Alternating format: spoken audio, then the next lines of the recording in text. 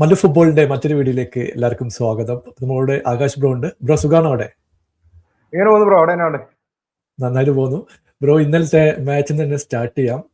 കുറച്ച് കോൺട്രവേഴ്ഷ്യൽ സംഭവങ്ങളൊക്കെ നടന്നിട്ടുണ്ട്. ഞാൻ അതിൽ നിന്ന് സ്റ്റാർട്ട് ചെയ്യാം. 2 ഹാൻഡ് ബോൾ ഇൻസിഡന്റ് കഴിഞ്ഞ മാച്ചിലുണ്ടായിരുന്നു.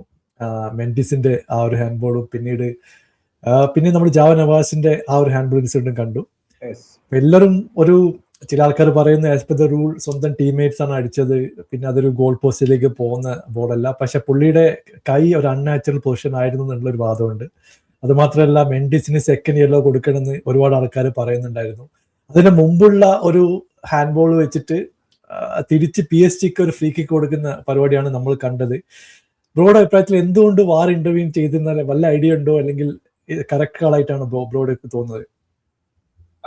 ബ്രോ, ഞാൻ ഫസ്റ്റ് ജാവനോസിന്റെ കാര്യം പറയാം. ജാവനോസിന്റെ കാര്യത്തിലോട്ട് വരുമ്പോഴേക്കും IFABയുടെ ലോ പ്രകാരം ടീംമേറ്റ് ക്ലിയർ ചെയ്യുന്ന ഒരു ബോള് അൺഇന്റൻഷനലി ആണ് ആ പ്ലെയറിന്റെ കയ്യിൽ കൊള്ളുന്നതെങ്കിൽ അത് പെനൽറ്റി അല്ല എന്നാണ് റൂൾ. പക്ഷെ അതിൽ എടുത്തു പറയുന്നുണ്ട്, ഇഫ് ഈസ് മേക്കിംഗ് അൺനാച്ചുറൽ ആയിട്ടുള്ള ഒരു പൊസിഷനാണ് നിൽക്കുന്നത്, അതായത് മനഃപൂർവ്വം കൈവേറ്റി വെക്കുവാണ്, അതല്ല വളരെ അൺനാച്ചുറൽ രീതിയിലാണ് ആള് നിൽക്കുന്നതെന്ന് ഉണ്ടെങ്കിൽ അവിടെ റെഫറിക്ക് ഡിസിഷൻ എടുക്കാന്നുള്ള ഒരു ഇത് പറയുന്നുണ്ട്, കോൾ എടുക്കാന്നുള്ള ഇത് വരുന്നുണ്ട്. അതല്ല, ഇപ്പൊ അവിടെ ജാവനവസിന്റെ കയ്യിൽ അങ്ങനെ കൊണ്ടു, അത് അൺഇന്റൻഷനലി ആണല്ലോ, കയ്യിൽ കൊണ്ടിട്ട് അവിടെ ഡെമ്പല പോയി ഒരു ഗോൾ അടിക്കുകയാണ്. അത് ജാവനവസിന്റെ കൈ ചെന്ന് നേരെ ഡെമ്പലയുടെ കല്ലോട്ടല്ല, ഡെമ്പല അവിടുന്ന് ഒരു ഗോൾ അടിക്കുകയാണ്, ആ ഗോൾ ഡിസലവ് ചെയ്യണമെന്ന് റൂളുണ്ട്.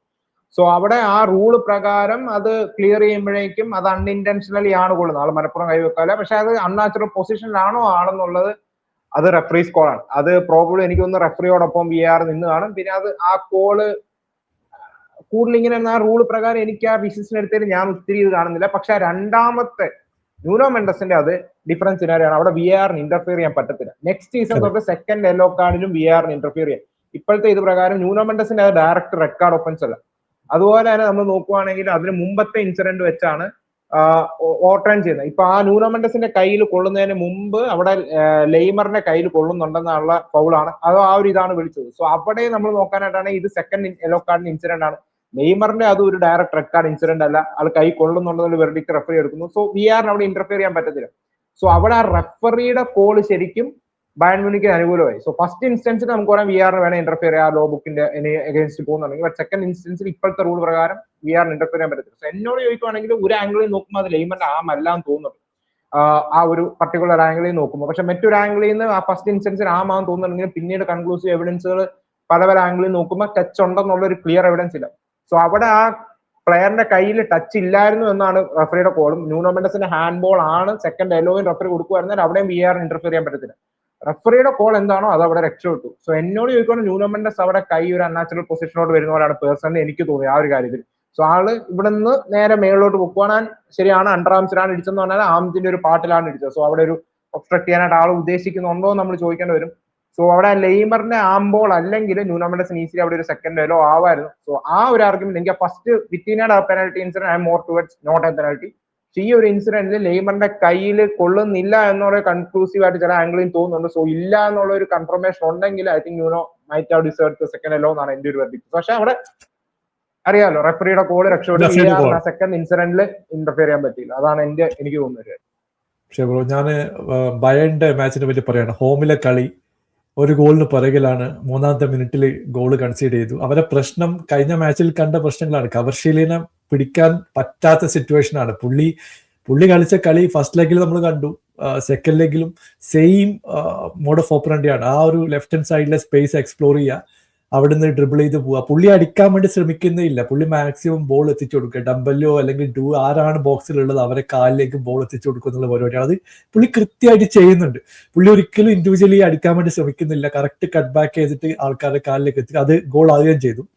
പുള്ളിയുടെ പെർഫോമൻസിനെ പറ്റി എന്താണ് ബ്രോ പറയാനുള്ളത്? One of the best. ഞാൻ ഈ ചാമ്പ്യൻസ് ലീഗ് കണ്ടപ്പോൾ വളരെ എന്താ പറയുന്നത്, ഒരു പേഴ്സണലായിട്ട് ഗോൾ അടിക്കുന്ന, ടീമിന് വേണ്ടി കളിക്കുന്ന ഒരു പ്ലെയർ ആയിട്ട്, നന്നായിട്ട് ഡ്രിബിൾ പാസ് ചെയ്യാൻ വേണ്ടിയിട്ട് ഒരു കേപ്പബിലിറ്റി ഉള്ള പ്ലെയർ നമുക്കറിയാം, പല മാച്ചിലും കണ്ടിട്ടുണ്ട്. പക്ഷെ പുള്ളി ഒരിക്കലും ഇൻഡിവിജ്വൽ ആയിട്ട് പുള്ളിക്ക് വേണ്ടി ഷോട്ട് എടുക്കുക, ആ ഷോട്ട് എടുക്കാനുള്ള പരിപാടി പുള്ളി നോക്കുന്നില്ല. പുള്ളി ആരാണ് ബോക്സിലുള്ള അവരെ കാലിലേക്ക് എടുക്കുക, ഗോൾ അടിക്കുക എന്നുള്ള പരിപാടിയാണ് നടക്കുന്നത്.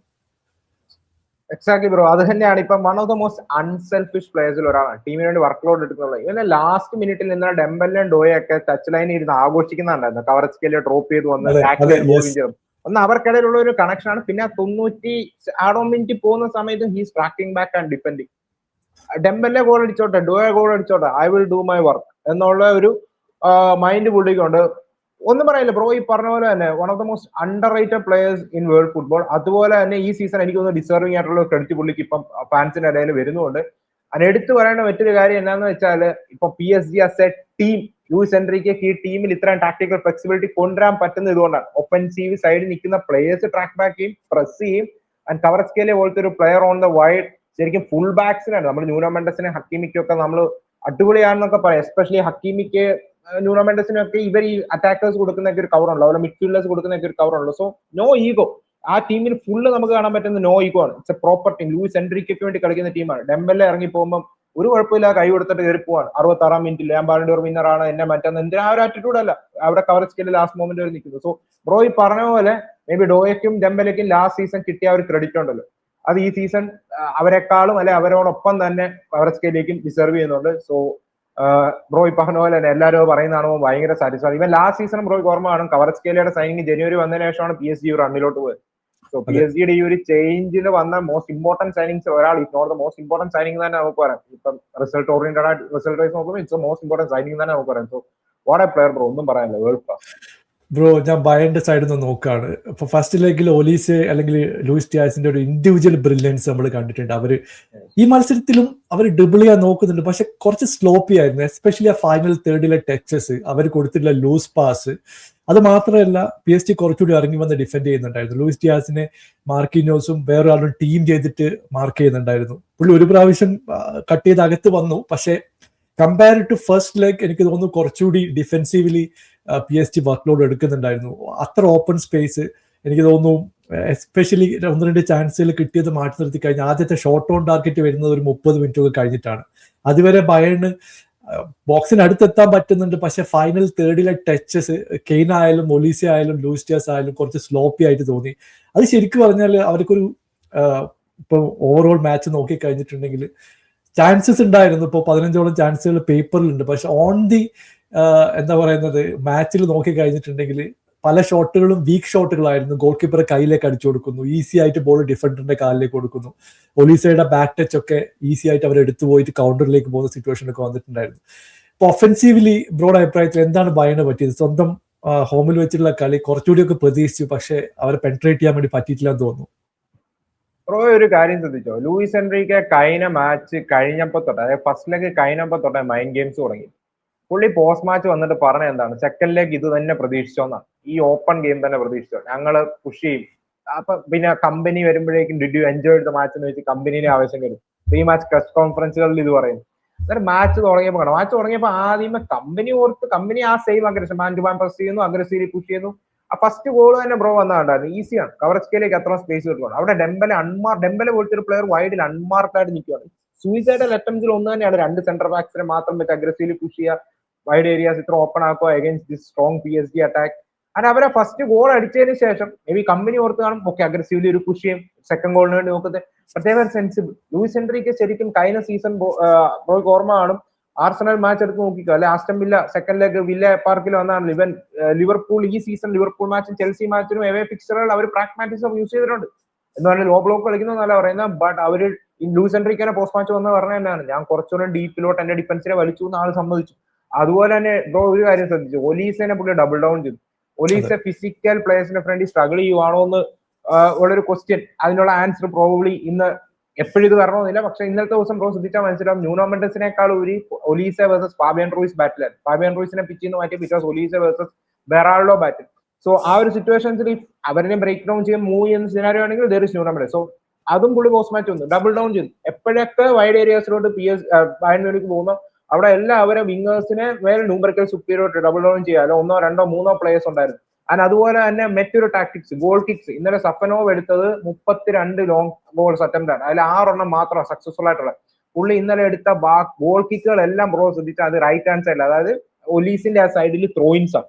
അതായത് മിഡ്ഫീൽഡ് ലൈനും പുറകിലായിട്ട് ലോങ് കിക്ക് എടുത്ത് ത്രോ ഇടുവാണ്. അതിനെക്കുറിച്ച് ഇപ്പം വന്നേക്കുന്നത് എന്താണ്, ത്രോയിൻസ് എടുക്കുമ്പോഴേക്കും ശ്രദ്ധിച്ചാൽ മനസ്സിലാവും ഒലീസിലോട്ടാണല്ലോ അവർ ത്രോയിൻസ് എടുക്കുക, ലൈമറും എടുക്കുക.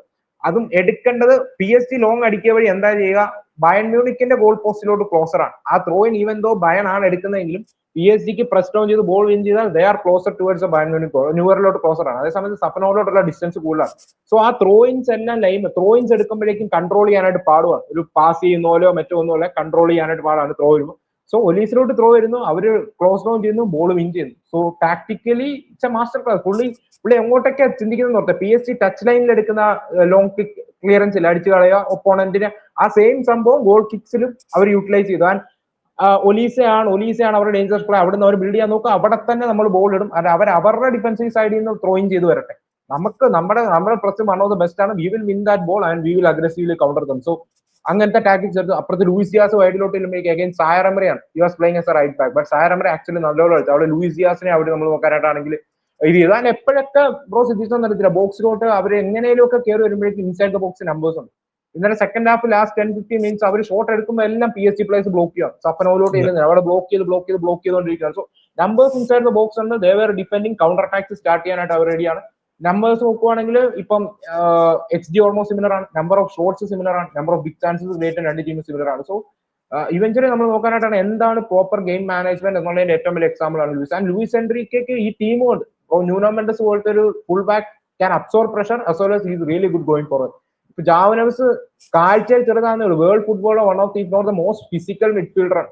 Fabian Ruiz physical midfielder. Vitinha can easily absorb pressure. ഇവർക്ക് മൂന്ന് പേർക്കും ഡീപ്പിൽ നിന്ന് പ്രഷർ അബ്സോർബ് ചെയ്ത് ടീമിന് വേണ്ടി കളിക്കാനായിട്ട് അറിയാം. അതുപോലെ തന്നെ ഫ്രണ്ട് ഫുട്ടിൽ കയറി കൗണ്ടർ അറ്റാക്സ് സ്റ്റാർട്ട് ചെയ്യാൻ അറിയാം. അതുപോലെ തന്നെ ബോൾ എത്ര നേരം വേണമെങ്കിലും ഇവർക്ക് കീപ്പ് ചെയ്യാനും അറിയാം. സോ വേഴ്സറ്റൈൽ ആയിട്ടുള്ള മൂന്ന് മിഡ്ഫീൽഡേഴ്സ്. അപ്രണ്ടുള്ള അറ്റാക്കേഴ്സ്, വേൾഡിലെ കൗണ്ടർ അറ്റാക്കിങ്ങിൽ ഏറ്റവും ഡേഞ്ചറസ് ആയിട്ടുള്ള മൂന്ന് സ്പീഡി പ്ലെയേഴ്സ് അപ്രണ്ട്. അവർ ചുമ്മാ കൗണ്ടർ അറ്റാക്സിന് വേണ്ടി നോക്കി നിൽക്കുക മാത്രമല്ല, ദേ ഡ്രോപ്പ് ആൻഡ് ഡിഫെൻഡ്. എത്ര 90-ാം മിനിറ്റ് ആണെങ്കിലും 95-ാം മിനിറ്റ് ആണെങ്കിലും they will drop and defend if Luis Enrique ആസ്കംസ് ടു ഡു സോ. അങ്ങനത്തെ പുള്ളി പറഞ്ഞാൽ കേൾക്കുന്ന ഒരു ടീം, പുള്ളിക്ക് വേണ്ട ഓരോ മോമെന്റിൽ ഏത് സിസ്റ്റം വേണോ അതുമായിട്ട് അഡാപ്റ്റ് ചെയ്യാൻ പറ്റുന്ന ഒരു ടീം. ആൻഡ് പാച്ചോ ഒക്കെ പോലത്തെ, പാച്ചോ ആയിരുന്നു ഇന്നലത്തെ മാരത്തോൺ മാച്ച്, എടുത്തു പറയേണ്ട ഒരു ടീമാണ്. Is a wall in that defence group. അടിപൊളി പ്ലെയർ ആണ്. മാർക്കിനോസ് ഇന്നലെ പുള്ളിയുടെ ഡ്യൂട്ടി പ്രോപ്പർ ആയിട്ട് ചെയ്തു. സോ ഇന്നലെ ബയൺ മ്യൂണിക് എല്ലാവരും നമ്മൾ ഓവറോൾ നോക്കാനായിട്ടാണെങ്കിൽ അവർക്ക് അവരുടെ ആ സിസ്റ്റം തന്നെ ഡിസ്ട്രപ്റ്റ് ചെയ്യാൻ പറ്റി. I think Vincent company surprised ആയി. പുള്ളി ഓർത്ത് കാണത്തില്ല ഈ ഒരു സിസ്റ്റം പുള്ളി റെഡിയാക്കും എന്നുള്ള ഒരു കാര്യം. ആൻഡ് ഓളി Harry Kane tried his best. ആൾ അവസാനം ഒരു ഗോൾ അടിച്ചു, പക്ഷെ ആൾ കുറെ ട്രൈ ചെയ്യുന്നുണ്ടായിരുന്നു. പക്ഷെ ആളും നമ്മൾ കാണാം കൂടുതലും ഇൻസൈഡ് ദ ബോക്സിൽ നിന്ന് ഡ്രോപ്പ് ചെയ്ത് പോകുമായിരുന്നു. And that was what PSG record as well. അതിലും അവർ സക്സസ് ആയി, especially in those first half. Bro, ഒന്ന് ആർസനലിനെ പറ്റി പറയണം. അത്ലറ്റിക്കോക്കെതിരെ 1-0 വിക്ടറി. റെക്കോർഡ് നോക്കി കഴിഞ്ഞിട്ടുണ്ടെങ്കിൽ റയലിന്റെ അൺബീറ്റൺ റണ്ണൊക്കെ ബീറ്റ് ചെയ്ത് defensively one of the best team in champions league എന്ന റെക്കോർഡായിട്ടാണ് വരുന്നത്. 2 സോളിഡ് ആയിട്ടുള്ള കപ്പ് അടിക്കാനുള്ള ചാൻസ് പാർസണലുണ്ട്. EPL കയ്യിലാണ്. ഇനി വരുന്ന 3 മത്സരം ജയിച്ച EPL അടിക്കാം. ചാമ്പ്യൻസ് ലീഗിൽ PSG-ക്കെതിരെ പലപ്പോഴും മൊറീഞ്ഞോ ഒക്കെ പറയാറുണ്ട്, നല്ല ഡിഫൻസ് ചിലപ്പോൾ ചാമ്പ്യൻഷിപ്പ് നിങ്ങൾക്ക് നേടിത്തരും, നിങ്ങൾക്കൊരു ബെറ്റർ അറ്റാക്ക് ആണെങ്കിൽ ചിലപ്പോൾ ഒരു മാച്ചിൽ നിങ്ങൾക്ക് ജയിക്കാൻ പറ്റിയേക്കുന്നു. ആർസനലിനെ നമുക്ക് അങ്ങനെ എഴുതിത്തള്ളാൻ പറ്റില്ല. അവർക്ക് ഏത് ടീമിനെ വേണേൽ ഷട്ട് ഡൗൺ ചെയ്യാൻ പറ്റുന്ന അവർ ഓൾറെഡി തെളിയിച്ചു കഴിഞ്ഞു. അത് നിങ്ങൾ എത്ര അറ്റാക്കിംഗ് വൈസ് ടീമായാലും അവരെ ടെമ്പോയിലേക്ക് കൊണ്ടുവന്ന് ഇപ്പോ PSG ഇപ്പോ ഫ്രണ്ട് ഫുട്ട് പോവോ അല്ലെങ്കിൽ ഇന്ന് കളിച്ചതുപോലെ കുറച്ചുകൂടി കൗണ്ടർ അറ്റാക്കിംഗ് കളിക്കുമെന്ന് അറിയത്തില്ല. പക്ഷെ ആർസനലിന് വേണ്ട ചിലപ്പോൾ ഒരു ഗോളായിരിക്കും. അവർ സെറ്റ് പീസോ അല്ലെങ്കിൽ ഒരു കൗണ്ടറിലോ ടാർഗറ്റ് ചെയ്ത് ആ ഗോൾ അടിച്ചു കഴിഞ്ഞിട്ടുണ്ടെങ്കിൽ അവരെ ബ്രേക്ക് ഡൗൺ ചെയ്യാന്ന് പറയുന്നത് വലിയൊരു ടാസ്ക് തന്നെയാണ്. കാരണം അവരുടെ ഡിഫൻസ് നല്ല ഫോമിലാണ്. ഇപ്പൊ ബോർഡ് അഭിപ്രായത്തിൽ best attack versus best defence ആണ് മത്സരം വരാൻ പോകുന്നത്. എന്താണ് എക്സ്പെക്ട് ചെയ്യുന്നത്? ബ്രോ 6 ഗോൾ ആർസണൽ ഈ സീസൺ കൺസീഡ് ചെയ്തിരിക്കും. കുറെ പേര് പറയും ഈസി റൺ ആർസണൽ അതായത്, പക്ഷെ അവർക്ക് ആ ഈസി റൺ കിട്ടാൻ വൺ ഓഫ് ദ റീസൺ അവർ ഗ്രൂപ്പ് സ്റ്റേജ് ടോപ്പ് ആയതുകൊണ്ട്. ഗ്രൂപ്പ് സ്റ്റേജിൽ they were unbeaten, all the knockout phases they were unbeaten. 6 ഗോളാണ് അവർ കൺസീഡ് ചെയ്തിരിക്കുന്നത്. അവർ ഈ 10, 28, 29, 30 ഗോൾ താഴെ അവർ അടിച്ചിട്ടുള്ളൂ. There is a reason for that they are here. ഇത്രയും ഒരു ടോപ്പ് പൊസിഷൻ നിൽക്കുന്നതിന് ഒരു റീസൺ ഉണ്ട്. Final bro 50-50. If you ask me, PSG has the better coach, PSG has the better attackers. പക്ഷെ Arsenal do have a good defensive system, defensive structure. Or midfielders നമ്മൾ നോക്കുവാണെങ്കിൽ PSG-യുടെ physicality match ചെയ്യാൻ പറ്റുന്ന ഒരു മിഡ്ഫീൽഡുമാണ് അവർക്കുള്ളത്. ബാക്ക് ലൈനും ഇപ്പം നമ്മൾ അപ്പുറത്ത് നോക്കുവാണെങ്കിൽ PSG-യുടെ അറ്റാക്ക് കണ്ടെയ്ൻ ചെയ്യാൻ പറ്റുന്ന ഒരു ഡിഫൻസ് വേൾഡ് ഫുട്ബോളിൽ ആരാണെന്ന് ചോദിച്ചാൽ അത് ആർസണലാണ്. അതേസമയത്ത് ആർസണലിന്റെ ഡിഫൻസ് ബ്രേക്കാൻ പറ്റുന്ന ഒരു അറ്റാക്ക് വേൾഡ് ഫുട്ബോളിൽ ആർക്കാവുള്ളതെന്ന് ചോദിച്ചാൽ അതും PSG-ക്കാണ്. അതേ സമയത്ത് ക്യാൻ ആർസണൽ അറ്റാക്കേഴ്സ് സ്റ്റെപ്പ്, അവിടെയാണ് ഈ ക്വസ്റ്റ്യൻ വരുന്നത്. കാരണം നമുക്കറിയാം PSG ഫൈനലിലോട്ട് വരുമ്പോഴേക്കും, ഫൈനലാണ് 50-50 ആണ്, നമ്മൾ ക്ലബ് വേൾഡ് കപ്പിലും എല്ലാം കണ്ടാണ്. PSG എൻസോ മരസ്കയുടെ ചെൽസി തോപ്പിക്കുന്ന സിറ്റുവേഷൻ കണ്ടാണ്. പക്ഷേ anything can happen. 50-50 time one of match on there day they can do anything. So Arsenal do have A clear chance. പക്ഷെ ഓൺ പേപ്പർ നമ്മൾ എല്ലാവരും ഇപ്പൊ ലീൻ ചെയ്യുന്ന PSG-യിലോട്ടാണ്. കാരണം അവർക്ക് ലൂയിസ് എൻറിക്കെ എന്ന് പറയുന്ന ഒരു കോച്ച് ഉണ്ട്, ഓൾറെഡി മോണിറ്റ്. അവർ കുറച്ചുകൂടെ ടാക്ടിക്കലി ഫ്ലെക്സിബിൾ ആണ്. അങ്ങനെയൊക്കെയുള്ള കാര്യങ്ങൾ പറയുന്നുണ്ട്. സോ എങ്ങോട്ടേക്ക് ചാഴുമെന്ന് ചോദിച്ചാൽ I think PSG are slight favourite. പക്ഷെ പറഞ്ഞാൽ ആർസണലാണ്. ബ്രോ ഈ പറഞ്ഞ പോലെ മേ ബി ഒരു ഗോൾ അവരെങ്ങനെയും അടിച്ചാൽ മതി. എനിക്ക് ആർസണലിന്റെ അറ്റാക്കേഴ്സ് ഫൈനലി സ്റ്റെപ്പ് അപ്പ് ചെയ്യുമോ എന്നുള്ള ഒരു ക്വസ്റ്റ്യൻ. അത് ആ ഒരു മോമെന്റ് കിട്ടിയാൽ ക്യാൻ ദ ക്യാപിറ്റലൈസ്. ഇപ്പൊ അത്ലറ്റിക്കോ അഗൈൻസ്റ്റ് വീസോ ആ സെക്കൻഡ് ലെഗിൽ ആ ഒരു മോമെന്റ് വന്നു, ദേ ക്യാപിറ്റലൈസ്ഡ് ഓൺ ദാറ്റ്. അങ്ങനത്തെ ഒരു മോമെന്റ് ആർസണലിന് ക്രിയേറ്റ് ചെയ്ത് ക്യാപിറ്റലൈസ് ചെയ്താൽ ദേ ക്യാൻ കണ്ടെയ്ൻ PSG. പക്ഷെ വിഷയം എന്നാന്ന് പറഞ്ഞാൽ PSG വിൽ സ്കോർ. ഇപ്പൊ ആർസണലിന് മേ ബി ഒരു 1-0 എടുത്തിട്ട് 1-2 ഹാഫ് ചാൻസ് അവിടുന്ന് ഇവിടുന്ന് PSG ക്രിയേറ്റ് ചെയ്താൽ ദേ മൈറ്റ് സ്കോർ. സോ ആർസണലിന് ആ ഒരു സെക്കൻഡ് ഗോൾ അടിക്കണം, അല്ലെ തേർഡ് ഗോൾ അടിക്കേണ്ട സിറ്റുവേഷൻ വന്നാൽ can these attackers step up. അതാണ് ആർസണലിന് മുമ്പിലുള്ള പ്രധാന വെല്ലുവിളി. PSG can score against Arsenal. So അഥവാ PSG ഒരു ഗോൾ അടിച്ചാൽ, അഥവാ ആർസണൽ ഒരെണ്ണം അടിച്ച് PSG ഒരെണ്ണം ഈക്വലൈസർ ചെയ്താൽ can Arsenal score that second goal. ആ ഒരു മോമെന്റ് അവർക്ക് ക്രിയേറ്റ് ചെയ്യാൻ പറ്റും. അതിനാണ് അവർ സ്ട്രഗിൾ ചെയ്യുന്നത്. അങ്ങനത്തെ ഒരു മോമെന്റ് വരുവാണെങ്കിൽ they can do that. But slightly I think PSG are favourite, side favourite. പക്ഷെ ബ്രോയ്ക്ക് ഓരോരുത്തർക്കും ഓരോ ബ്രോയ്ക്ക് എന്താണ് തോന്നുന്നത്? അതെ അതെ, സത്യമായിട്ടും ഞാൻ അങ്ങനെ തന്നെ പറയുന്നത്. ഇപ്പം എസ്പെഷ്യലി ഈ ഡിഫൻസീവ് ടീം ഫൈനലിൽ എത്തിക്കഴിഞ്ഞിട്ടുണ്ടെങ്കിൽ ഞാൻ എപ്പോഴും ഫേവർ ചെയ്യുക ഡിഫൻസീവ് ടീമിനാണ്. അത് എന്തുകൊണ്ടാന്ന് വെച്ചിട്ടുണ്ടെങ്കിൽ എസ്പെഷ്യലി നിങ്ങൾ സ്പേഴ്സിന്റെ കാര്യം തന്നെ നോക്കുക. നമ്മൾ വൺ ഓഫ് ദി ആഞ്ചിന്റെ കീഴിൽ one of the best attacking football കളിച്ചു. പക്ഷെ ഫൈനലി യുണൈറ്റഡിനെതിരെ നമ്മൾ ഡിഫൻസ് കളിച്ചിട്ടാണ് ജയിച്ചത്. അപ്പൊ എങ്ങനെ ജയിക്കുന്നു എന്നുള്ളത് ആരും നോട്ടീസ് ചെയ്യാൻ പോകുന്നില്ല. നിങ്ങൾ 1-0 ജയിച്ചോ 5-0 ജയിച്ചോ എന്നല്ല, ആ ഒരു ഗോൾ ആയിരിക്കും ചിലപ്പോൾ നിങ്ങളെ വിജയത്തിലേക്ക് എത്തിക്കുക. അത് ആർട്ടറ്റയ്ക്ക് സ്കോർ ചെയ്യാൻ പറ്റിയിട്ടുണ്ടെങ്കിൽ ഓഫ് കോഴ്സ് അവരിപ്പോ 20 വർഷമായിട്ട് വെയിറ്റ് ചെയ്യുന്നതാണ്. ചാമ്പ്യൻസ് ലീഗ് 2006 ശേഷം ഫൈനലിൽ എത്തിയിട്ടില്ല. അപ്പൊ എന്തായാലും അവരെ സംബന്ധിച്ചിടത്തോളം ഗോൾഡൻ ഓപ്പർച്യൂണിറ്റി ആണ് ബ്രോ. പക്ഷെ ബ്രോ അത്യാവശ്യം പ്രാഗ്മാറ്റിക്സം ഉള്ള ഒരു ടീമാണ്. എനിക്ക് തോന്നുന്നു Arsenal might have favoured Bayern or PSG in the final എന്നോട് ചോദിക്കുകയാണെങ്കിൽ. പക്ഷെ എനിക്ക് തോന്നുന്നു PSG-യുടെ കുഴപ്പം ഇതാണ്, PSG ആർ റിയലി പ്രാഗ്മാറ്റിക് ആവേണ്ടപ്പോ അവർക്ക് ആവാം അറ്റാക്ക് കോംപ്രമൈസ് ചെയ്യാം. PSG-യുടെ ഡിഫറൻസ് അതാണ്. ആർസണലിന് ചിലപ്പോൾ പ്രാഗ്മാറ്റിക് ആവേണ്ടപ്പോ ചിലപ്പോൾ അറ്റാക്ക് അവർ കോംപ്രമൈസ് ചെയ്യേണ്ടി വരാറുണ്ട്. സോ അതാണ് ഫൈനലിലുള്ള ഒരു ക്വസ്റ്റ്യൻ. എനിക്കുള്ള ഡൗട്ട് ഇതാണ്, ഇപ്പൊ ആർസണൽ ഒരെണ്ണം അടിച്ചെന്നിരിക്കട്ടെ, PSG ഈക്വലൈസർ സ്കോർ ചെയ്യണം, അല്ലെ PSG 2 അടിക്കുകയാണ്. Can Arsenal step up and score that second goal? അതാണ് എന്റെ മുമ്പിലുള്ള ഒരു ക്വസ്റ്റ്യൻ.